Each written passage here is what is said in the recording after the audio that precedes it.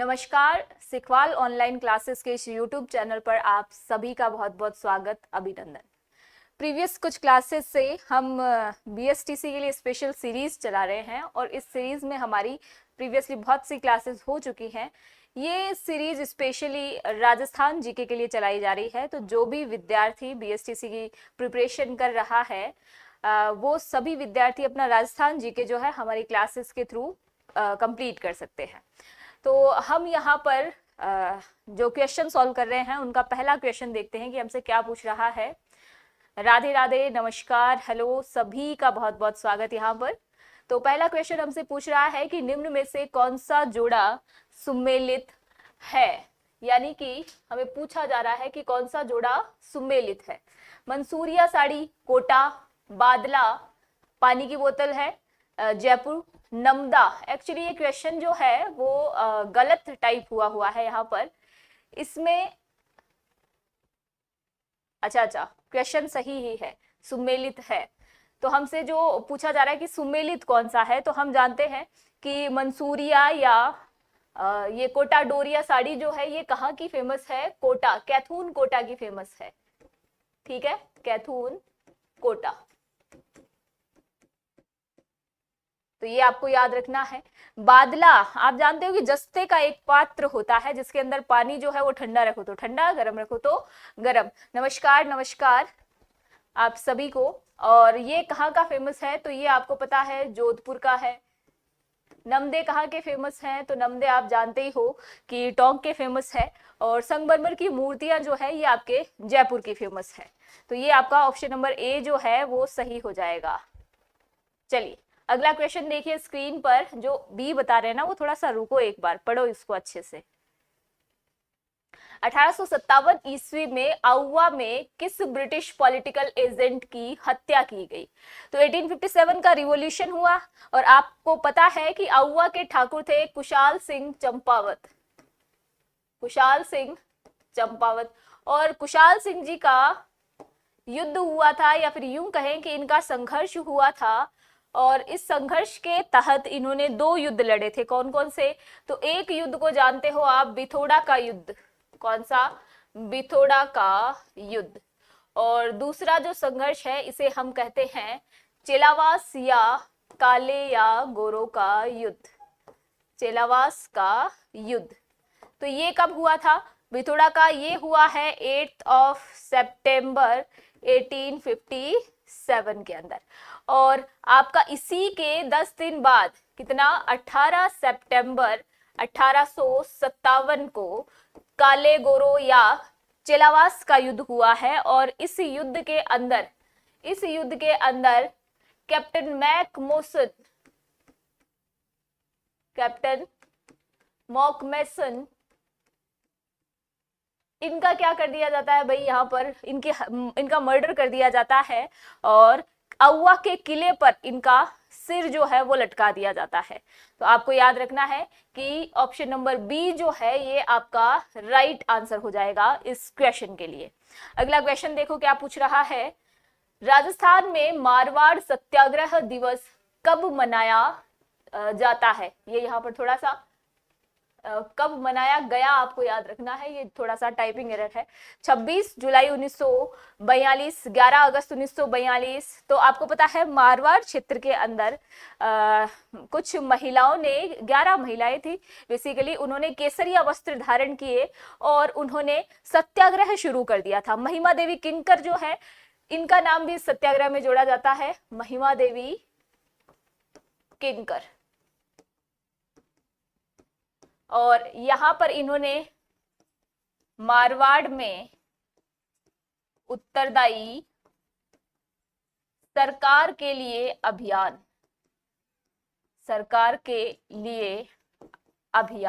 ये एक बुक है, पुस्तक है, किताब है, इसका वाचन किया था महिमा देवी किंकर ने। और इसके बाद जो है 26 जुलाई 1942 को मारवाड़ सत्याग्रह दिवस सेलिब्रेट किया गया था। ठीक है, तो ये याद रखना थोड़ा सा आप कि किस दिन सेलिब्रेट हुआ था। गुड इवनिंग सभी का बहुत बहुत स्वागत। अगला प्रश्न देखो क्या पूछ रहा है। राजस्थान का प्रथम राष्ट्रीय उद्यान कौन सा है? तो राजस्थान में आपको पता है कि 3 नेशनल पार्क हैं। कितने हैं? 3 नेशनल पार्क है। और ये जो 3 नेशनल पार्क है, इनमें से जो पहला नेशनल पार्क है वो कौन सा है आपके? पहला नेशनल पार्क है रणथंबोर। कौन सा? रणथंबोर। दूसरा जो है वो है आपके केवलादेव। और तीसरा जो है ये आपके कौन सा हो जाएगा? मुकुंदरा नेशनल पार्क, जिसको दर्रा वन्य जीव अभ्यारण्य भी कहा जाता था पूर्व में, लेकिन अभी उसका नाम चेंज हो गया है। तो ये आपको तीनों याद रखने हैं, ठीक है। तो 3 नेशनल पार्क है अपने यहाँ पर, और रणथंबोर प्रथम राष्ट्रीय उद्यान है, ये आपको याद रखना है। अगला क्वेश्चन देखो स्क्रीन पर, राज्य में कौन सा पक्षी विलुप्ति की कगार पर है? तो हमारे यहाँ राजस्थान का जो राज्य पक्षी है 1981 के अंदर जिसको राज्य पक्षी का दर्जा मिला था, कौन है? गोडावण। आप सभी जानते हो कि जैसलमेर वाला जो क्षेत्र है, जैसलमेर में आपको मिल जाएगा ये, और बारां की तरफ जो है यहाँ पर भी आप देखते हो इनको। तो गोडावण पक्षी जो है ये आपके विलुप्ति की कगार पर है। बिल्कुल बिल्कुल, ऑप्शन नंबर डी जो है वो इस क्वेश्चन के लिए राइट आंसर हो जाएगा आपका। अगला क्वेश्चन देखो, धरती, धोरारी व पीथल पाथल जैसी अमर रचनाओं के रचयिता कौन है? तो ये तो आप जब राजवंशी इतिहास पढ़ते हो तो उस समय आप महाराणा प्रताप के बारे में पढ़ते हो, आप पृथ्वीराज के बारे में पढ़ते हो। तो ये पीथल और पाथल वाला कॉन्सेप्ट जो है वो आपके वहां पर क्लियर करवा दिया जाता है। तो अगर आपको धरती धोरारी भी नहीं पता ना, तो भी आप इसको कर सकते हो, क्योंकि पीथल और पाथल महाराणा प्रताप और पृथ्वीराज के लिए विरुद्ध रूप में यूज किए गए हैं यहाँ पर। और ये जो रचनाएं हैं ये किसकी है? कन्हैयालाल सेठिया की है। इनकी और भी रचनाएं हैं जिनमें आपको लीलटाज पक्षी जो है वो मिल जाएगा, और नी ग्रंथ ये भी इन्हीं की रचना है, सबद ये भी इन्हीं की रचना है। तो ये आपको याद रखनी है, कन्हैयालाल सेठिया इसका राइट आंसर हो जाएगा। अगला प्रश्न देखो क्या पूछ रहा है, राजस्थान में सागवान वन निम्न में से किस जिले में नहीं पाए जाते? बांसवाड़ा, चित्तौड़, सिरोही, डूंगरपुर। तो आपको पता है कि हमारे यहाँ पर वनस्पति के आधार पर, वनस्पति के आधार पर वनों के कितने प्रकार बताए गए हैं? 5 प्रकार बताए गए हैं। उन्हीं में से आपका एक प्रकार है सागवान टाइप का। कौन सा? सागवान टाइप का। तो ये जो बेसिकली वनस्पति है, शुष्क सागवान वन जो है, ये कहां पर किस जिले में नहीं पाए जाते? तो ये आपके सिरोही के अंदर नहीं पाया जाता, ठीक है। इसमें थोड़ा सा आपका उदयपुर का भाग भी आएगा, डूंगरपुर, बांसवाड़ा है, चित्तौड़ है, प्रतापगढ़ है, इधर वाला भाग आएगा। लेकिन सिरोही वाला जो भाग है, यानी कि आप यूं कह सकते हो कि अरावली के उधर वाले पोर्शन को जो आप मेवाड़ कहते हो, इन्वॉल्व किया गया है। सिरोही को इसके अंदर इन्वॉल्व नहीं किया गया। बहुत ही क्लोज क्वेश्चन है ये। आप देखते हो तो सारे क्षेत्र जो हैं वो एक ही जगह इकट्ठे हैं, तो थोड़ा सा कंफ्यूजन भी होता है इसके अंदर। लेकिन फिर भी आप याद रखना कि सिरोही जो है उसके अंदर सागवान टाइप के शुष्क सागवान वन जो हैं वो नहीं मिलते हैं। तो ऑप्शन नंबर सी हमारा राइट आंसर हो जाएगा। अगला क्वेश्चन देखो क्या पूछ रहा है, कपास के लिए उपयुक्त जलवायु है? तो कपास के लिए उपयुक्त जलवायु कौन कौन सी है? राधे राधे राधिका, देवेंद्र जी। तो ये देखो, कपास जो है आपको पता है सबसे पहले हमारे राजस्थान में इसके साक्ष्य कहाँ मिले थे, कब मिले थे? तो राजस्थान में इसका प्राचीनतम साक्ष्य जो है वो कब मिला था? कालीबंगा सभ्यता के अंदर हमें कपास के साक्ष्य मिलते हैं, कालीबंगा सभ्यता में। आपको पता है कि ये जो है उष्ण कटिबंधीय जलवायु वाला पौधा है, जिसको 90 डेज जो है वो पाला रहित चाहिए, 90 डेज पाला रहित। तो ये आपको याद रखना है कि ये उष्ण कटिबंधीय प्रकार का पौधा है, ठीक है। ऑप्शन नंबर ए जो है वो हमारा राइट आंसर हो जाएगा। अगला क्वेश्चन देखो स्क्रीन पर, निम्नलिखित में से कौन सा स्थल राजस्थान में 1857 की क्रांति का केंद्र नहीं था? तो हमसे क्या पूछा गया है कि कौन सा 1857 के रिवॉल्यूशन में क्रांति का केंद्र नहीं था, यानी कि जहां पर किसी भी प्रकार की कोई भी क्रांति या विरोध नहीं हुआ है। तो अजमेर के अंदर आप देखते हो क्रांति हुई है। नीमच और आहुआ तो अभी आप जानते ही हो, नीमच तो छावनी थी, छावनी के अंदर क्यों नहीं हुई थी क्रांति, हुई थी। आहुआ अभी अभी हमने पढ़ा है।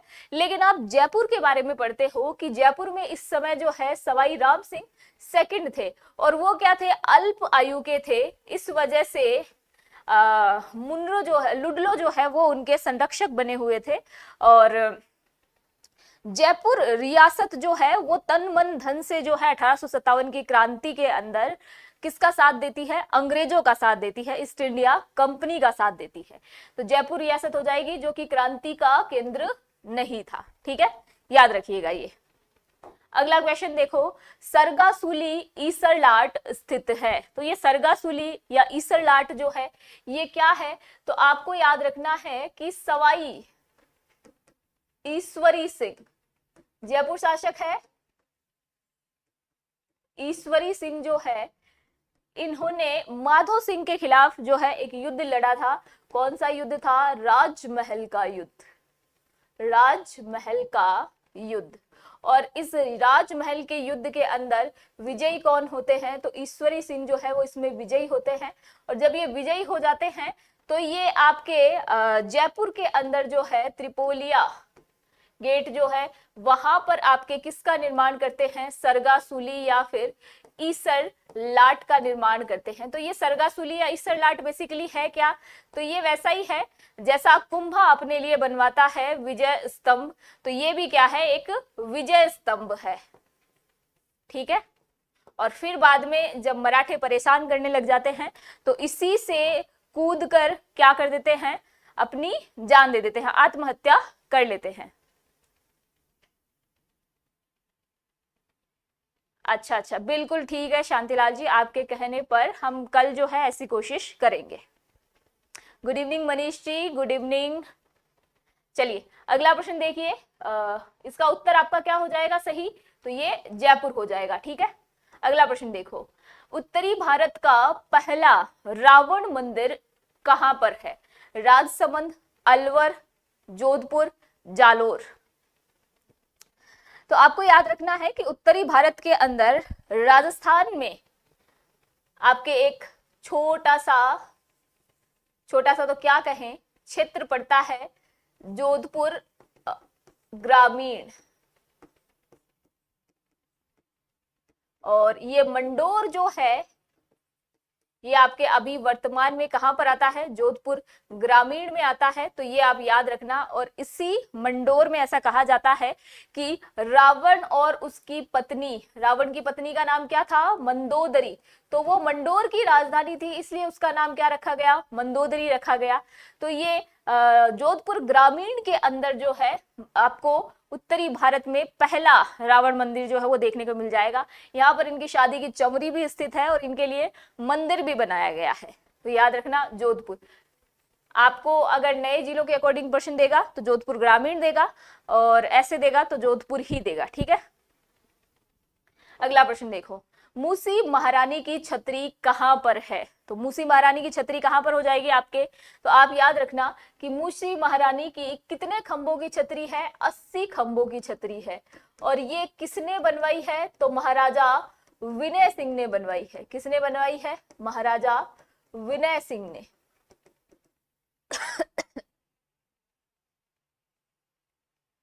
और कहां पर बनवाई है, तो ये बनवाई है अलवर में।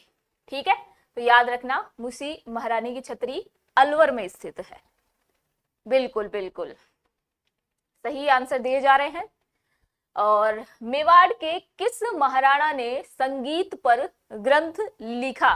तो आप जानते हो कि मेवाड़ के अंदर वीणा वादक, सारंगी वादक जो है, और यूं कहें कि मेवाड़ का जो आप वर्तमान स्वरूप देख रहे हो, उस वर्तमान स्वरूप में जो हम किले, दुर्ग वगैरह वो जो देख रहे हैं वो इन्हीं की देन है। किसकी देन है, तो आप सभी जानते हो कि यहाँ किसके बारे में बात हो रही है, यहाँ बात हो रही है महाराणा कुंभा के बारे में।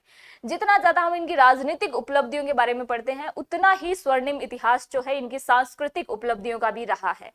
इन्होंने कौन कौन सी रचनाएं की है, तो आप वैसे तो ऑलरेडी जानते हो, सूड प्रबंध,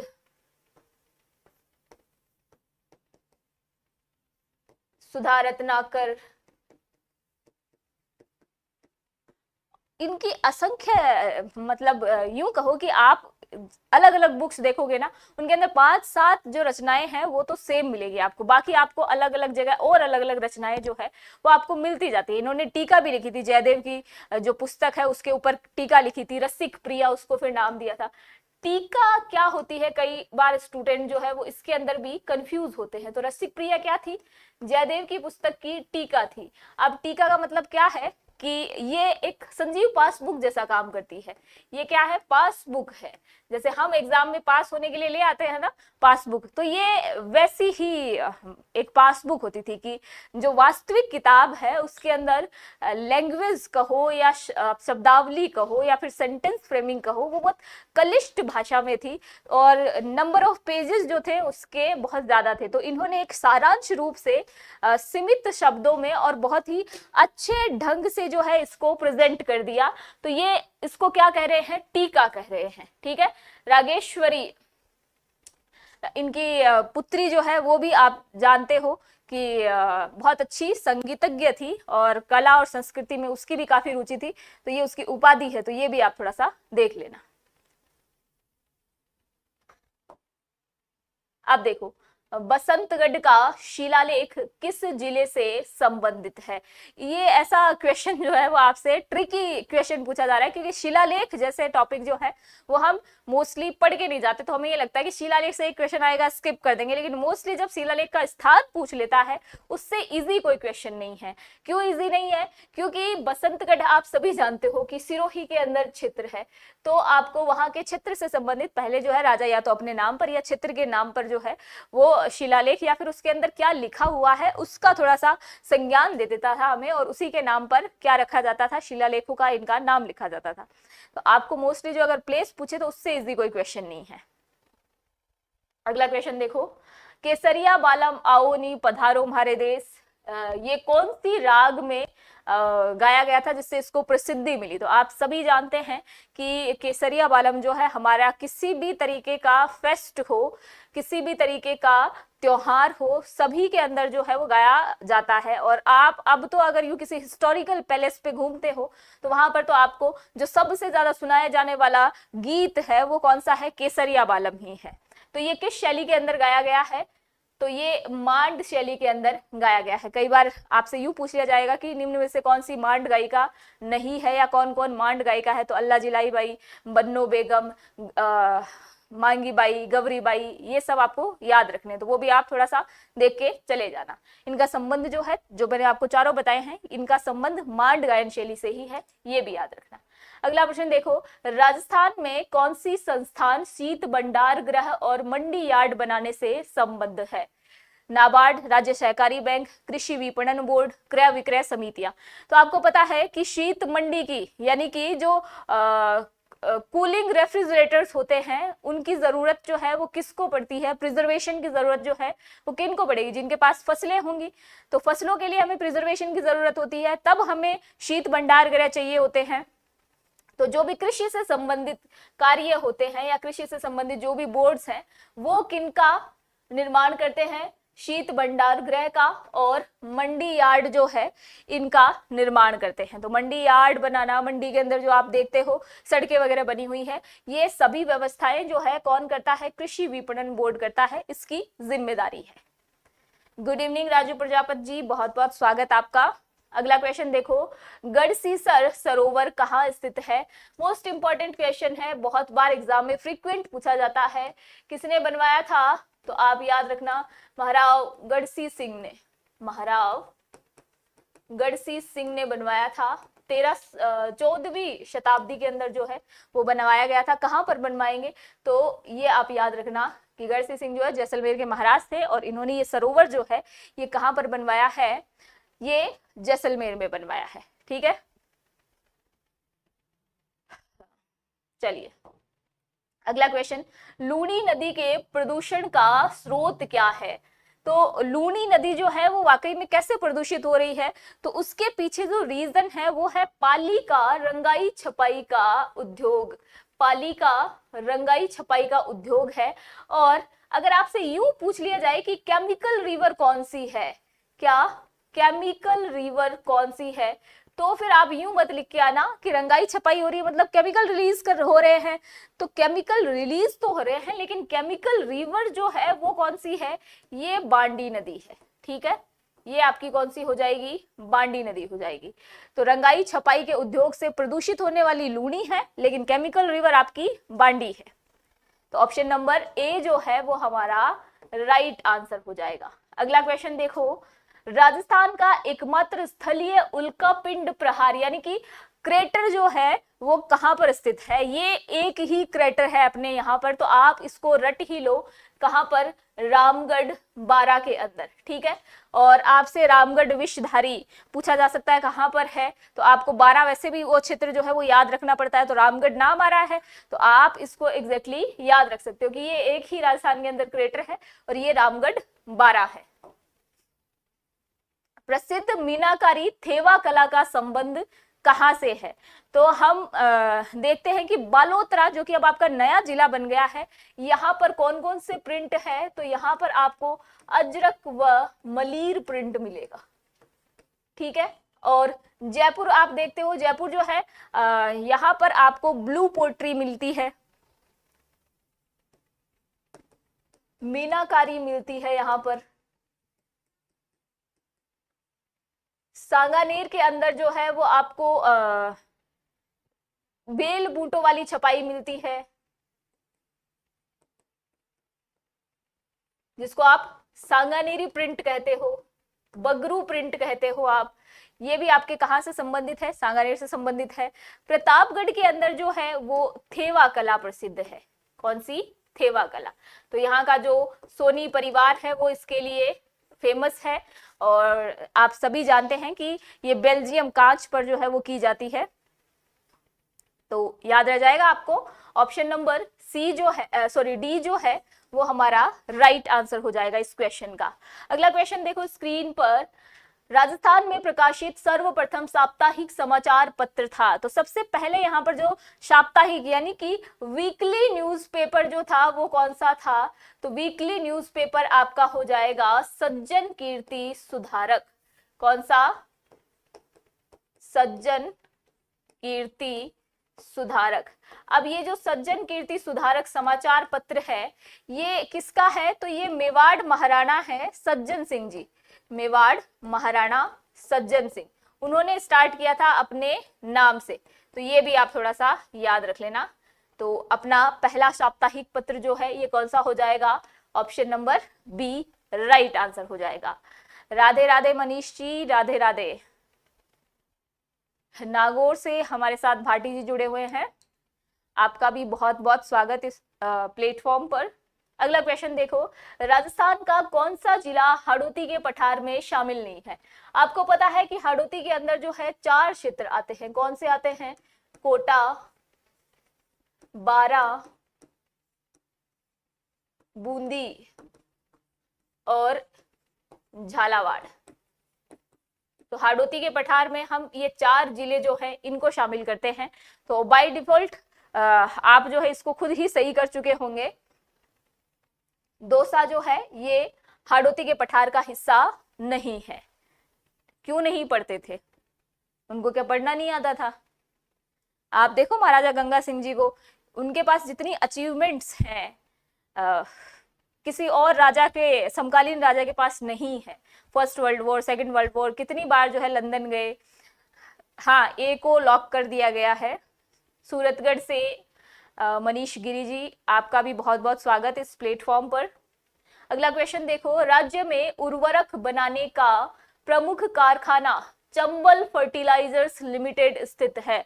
चंबल फर्टिलाइजर्स पूछ ले आपसे पूछ ले श्री राम फर्टिलाइजर्स, दोनों का उत्तर जो है वो एक ही होगा। कहां पर?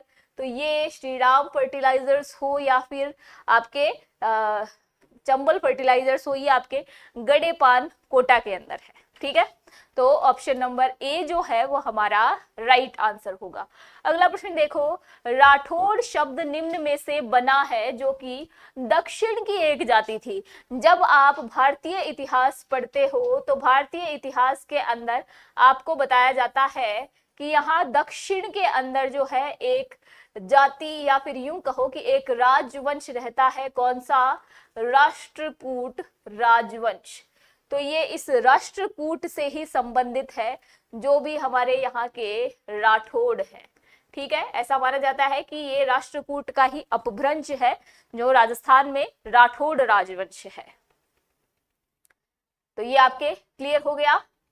तो राष्ट्रकुल लिखा हुआ है, देखो कितना इजी सा यहाँ पर हमें सिमिलर सा मिल रहा है, लेकिन आपको राष्ट्रकूट याद रखना है। अगला प्रश्न देखो, अरावली की उच्चतम चोटी है। तो ये बहुत ही इजी क्वेश्चन है। अरावली की सबसे ऊंची चोटी जो है, आप सभी बहुत सी ट्रिक से याद रखते हो इसको, गुरु शिखर, जिसको कर्नल जेम्स टोड ने क्या कहा है? संतों का शिखर कहा है। क्या कहा है? संतों का शिखर। और कितनी है इसकी ऊंचाई? इसकी ऊंचाई है 1722, लेकिन कहीं कहीं पर आपको जो है इसकी ऊंचाई कितनी मिलती है? 1727 मिलती है। इसके मिलने के पीछे रीजन क्या है? तो गुरु शिखर पर दत्तात्रेय ऋषि का मंदिर है और दत्तात्रेय ऋषि के मंदिर की ऊंचाई जो है इससे 5 मीटर ऊपर है। तो इस वजह से आपको इसकी ऊंचाई जो है कई बार 1727 दिखती है, वास्तविक इसकी ऊंचाई जो है वो 1722 है। तो ये आपका ऑप्शन नंबर डी जो है ये राइट आंसर हो जाएगा। अब हाँ बिल्कुल, संतों का शिखर 1722 1727, तो ये मैंने आपको क्लियर कर दिया।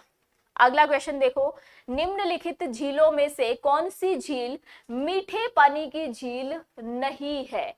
यानी कि इनमें से जवाई आपको पता है पाली के अंदर बिल्कुल मीठे पानी की है, कोलायत बीकानेर के अंदर जो है वो मीठे पानी की है, लेकिन आपको यहाँ पर नाम दिख रहा है पंचभद्रा का। अब आपको एक तो ये याद रखना है कि ये पंचभद्रा जो है वो कैसी झील है?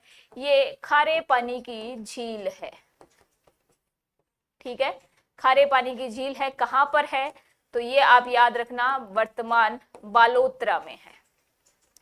यहां पर मोरली वृक्ष, मोरडी या फिर कई जगह आपको मोरली दिख जाएगा, मोरडी वृक्ष की झाड़ियां जो होती है उनसे क्या बनाया जाता है? यहाँ पर नमक बनाया जाता है और 90% ये नमक जो है वो शुद्ध होता है। इसमें आपको याद रखना कि सर्वाधिक शुद्ध अगर कोई नमक है, सबसे अच्छा शुद्ध नमक जो किसी झील से प्राप्त हो रहा है वो कौन सी है? पंचभद्रा ही है।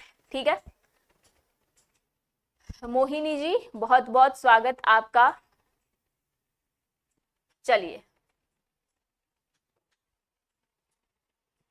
टीचर अपने आप में एक पद है, एक डेजिग्नेशन है। राजस्थान में दिसंबर 2022 तक ऊर्जा की अधिष्ठापित क्षमता थी। दिसंबर 2022 तक का पूछा जा रहा है, लेकिन आपको याद रखना है कि ये क्वेश्चन जो है वो इकोनॉमी वाले पार्ट से पूछा गया है। कौन से? इकोनॉमी वाले पार्ट से पूछा गया है। और वर्तमान में जो है आपका बजट आने में ही है। नई जो गवर्नमेंट आई है तो वो 10 तारीख तक अपना बजट रिलीज करेगी। तो मुझे जहां तक लगता है आपके कोई क्वेश्चन जो है इस वाले पोर्शन से आएंगे नहीं। फिर भी जो प्रीवियसली क्वेश्चन पूछे गए थे हमने वो यहाँ पर ऐड किए हैं आपके लिए।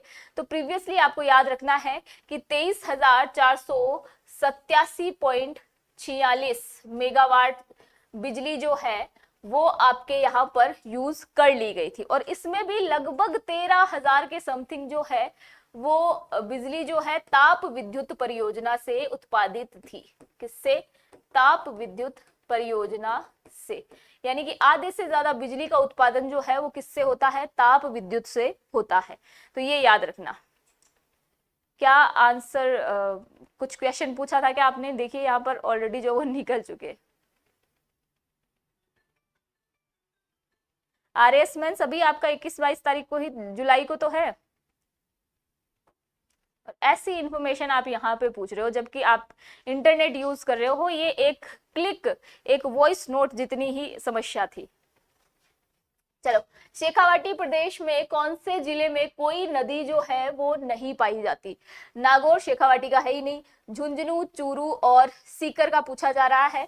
तो ऑब्वियस बात है कि झुंझुनू के अंदर कांतली नदी हम देखते हैं, सीकर में देखते हैं कि हम कौन सी क्या नाम है वो सभ्यता जो है, गणेश्वर सभ्यता, किस नदी के किनारे पर है, बताना जरा मुझे यहाँ पर। तो आप जानते हो कि चूरू जो है वो हमारा राइट आंसर हो जाएगा। वैसे आपसे पूछा जाए तो फलोदी,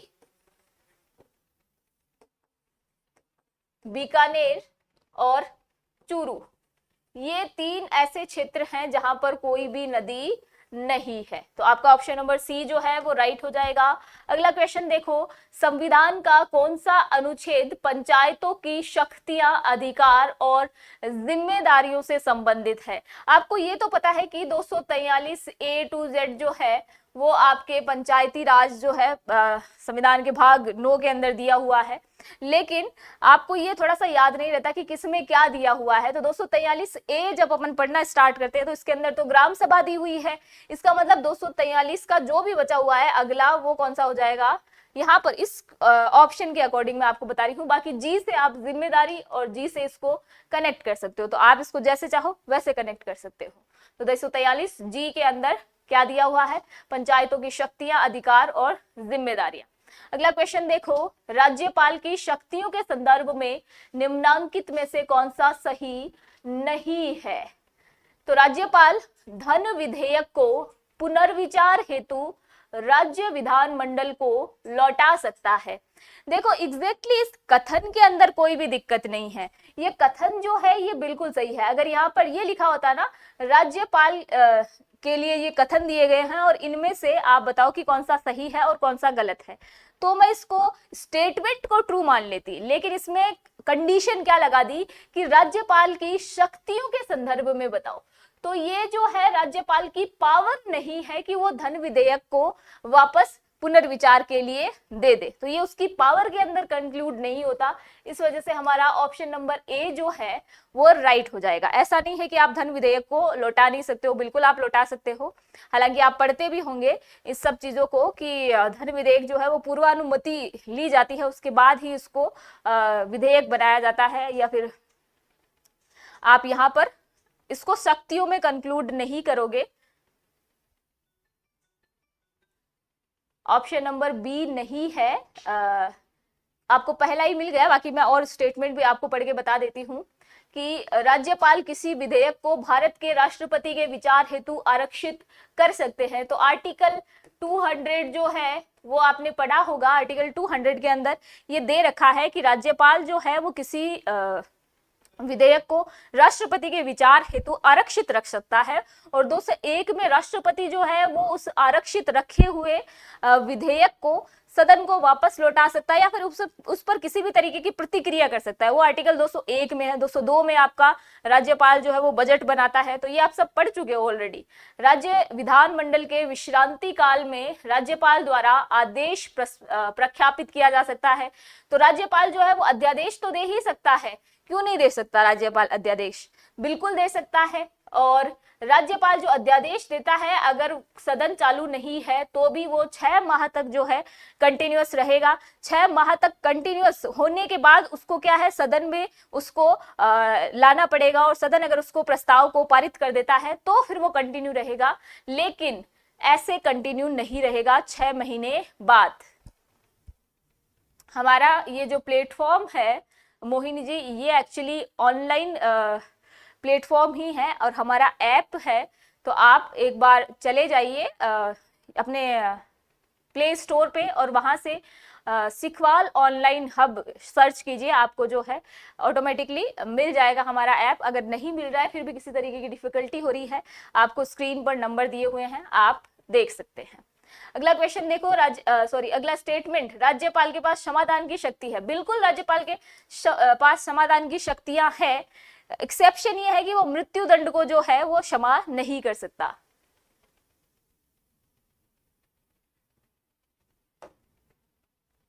हाँ, राजस्थान की पहली विधानसभा में कितने सदस्य निर्वाचित हुए थे? तो मैंने आपको ऑलरेडी बताया था कि पहली जो विधानसभा थी इसके अंदर 160 सदस्य या सीटें थी। दूसरी विधानसभा के अंदर 174 है, तीसरी में भी 174 है, फिर आप देखते हो चौथी और पांचवी के अंदर जो है वो 186 है, और छठी विधानसभा के अंदर ये सीटें जो है वो कितनी हो जाती है? 200 हो जाती है। तो हमसे तो पहली के बारे में पूछा गया है, तो पहली जो है वो आपको 160 सीटें बतानी है या 160 सदस्य बताने हैं।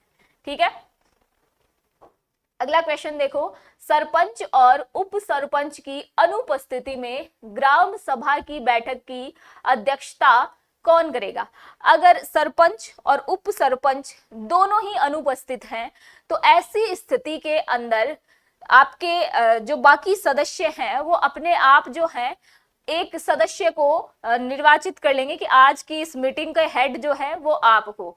तो आपको देख सकते हो कि कोई भी उपस्थित सदस्य जिसे ग्राम सभा के सदस्यों द्वारा इस प्रयोजन हेतु चुना गया हो, यानी कि वो सदस्य आपस में ही मिल बांट के डिसीजन ले लेंगे कि सबसे सीनियर ये है, और इनके जो डिसीजंस होते हैं वो न्यूट्रल होते हैं, किसी भी तरीके का पक्षपात नहीं होता।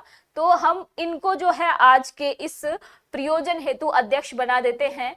तो आपका ऑप्शन नंबर डी जो है वो राइट आंसर हो जाएगा। खंड विकास अधिकारी यानी कि बीडीओ, सरपंच जो है वो किसको त्याग पत्र देता है? तो त्याग पत्र आपके बीडीओ को देता है। ये भी आपका मोस्ट इंपॉर्टेंट क्वेश्चन है। तो आज की क्लास में जो है हमारे पास लास्ट क्वेश्चन देखो क्या है। संविधान के अनुच्छेद 213 के अनुसार राज्यपाल का अध्यादेश जारी करने का अधिकार है, यानी कि ये जो अध्यादेश जारी करता है ये अधिकार कैसा है? स्वविवेकीय है, कार्यपालिकीय है, यह शक्ति मंत्रिमंडल के परामर्श से प्रयुक्त की जाती है या केंद्र सरकार जो है उससे परामर्श लेने के बाद किया जाता है? तो मैंने आपको बताया कि 213 के अंदर राज्यपाल जो है वो अध्यादेश जारी कर सकता है जो कि 6 माह तक कंटिन्यू रह सकता है, फिर इसे सदन से पारित करवाना पड़ता है। और केंद्र के अंदर जो है राष्ट्रपति को 123 आर्टिकल जो है उसके तहत अध्यादेश की शक्ति प्राप्त है। अब राज्यपाल जो है ये किसी भी तरीके का कोई भी कार्य करता है ना, तो इसको किसकी अनुमति लेनी होती है? अनुमति की जरूरत नहीं है, ये एक्चुअली परामर्श लेता है। किससे परामर्श लेता है? ये परामर्श लेता है मंत्रिमंडल से। तो जो मंत्री परिषद होती है, सीएम और मंत्री परिषद जो है, इनसे इसको परामर्श लेना होता है। तो सीएम से तो बेसिकली आप ना लिखो, मंत्री परिषद के परामर्श पर जो है वो ये अपने कार्य करता है। ये परामर्श को मानने के लिए बाध्य नहीं है, लेकिन अपना डिसीजन देने से पहले ये परामर्श जो है जरूर करता है कि अपने को थोड़े सजेशन मिल जाए। तो ये ऑप्शन नंबर सी जो है इस क्वेश्चन का राइट आंसर हो जाए। ठीक है,